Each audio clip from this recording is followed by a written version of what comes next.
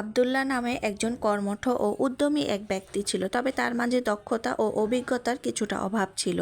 একদিন সে জোহরের সালাত আদায় করার জন্য মসজিদে রওনা হলো। পথে সে একজন ব্যক্তিকে দেখতে পেল খেজুর গাছের ওপর বসে কাজ করছে। সালাতের আর অল্প কিছু সময় বাকি আছে, কিন্তু লোকটির সেদিকে বিন্দুমাত্র মনোযোগ ছিল না। অবস্থা দেখে আবদুল্লাহ প্রচণ্ড রেগে গেল এবং কঠিন স্বরে বলল, এই বেটা, নেমে আয় গাছ থেকে, নামাজ পড়বি না?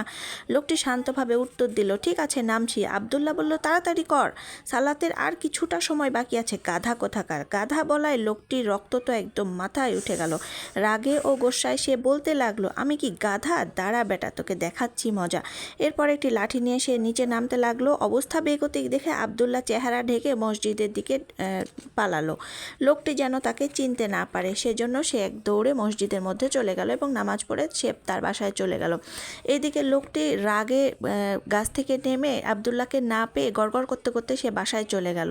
এরপরে লোকটি বাসায় গিয়ে খাওয়া দাওয়া করে নামাজ পড়ে সে কিছুটা শান্ত হলো। আসরের সময় আবদুল্লাহ সালাত পড়তে আবার বের হয়ে লোকটিকে আবার দেখলো আগের মতোই সেই লোকটি গাছের উপরে উঠে আবার কাজ করছে।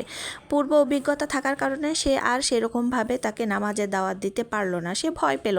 সে লোকটিকে সালাম দিয়ে বলল, ভাই কেমন আছেন? লোকটি বলল, আলহামদুলিল্লাহ, আমি ভালো আছি। আবদুল্লাহ জিজ্ঞেস করলো, এবার ফলন কেমন হয়েছে?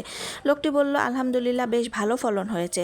আল্লাহ আপনার ফল ও ফসলে বরকত দান করুন, আপনার রিজিক বাড়িয়ে দিন, আপনার পরিশ্রমের উত্তম প্রতিদান দান করুন। আবদুল্লাহ লোকটির জন্য দোয়া করলো। এইসব বলে লোকটি এইসব কথা শুনে অনেক খুশি হয়ে গেল এবং আমিন আমিন বলতে শুরু করলো।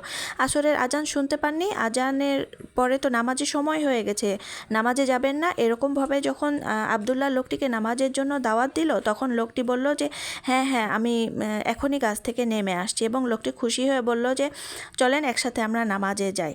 আবদুল্লাহ সুন্দর ব্যবহারের জন্য লোকটি তাকে অনেক ধন্যবাদ দিল এবং বলল যে জোহরের সময় আমাকে যেই লোকটি দাওয়াত দিতে এসেছিল, সেই লোকটাকে যদি আমি এখন পেতাম তাহলে বুঝিয়ে দিতাম যে আসলে গাধাকে। আসলে মানুষের সাথে কিভাবে আচরণ করতে হয় সেটা আমরা এই গল্পের মাধ্যমে আমি কিছুটা শেয়ার করলাম। কাউকে যদি আপনি ভালো ব্যবহার করেন তাহলে সেও আপনার সাথে ভালো ব্যবহারই করবে, আর আপনি যদি কারোর সাথে খারাপ আচরণ করেন তাহলে সেই লোকটিও আপনার সাথে খারাপ আচরণই করবে। ভালো ব্যবহার কি করবে? সেই লোক আপনার সাথে কখনোই করবে না।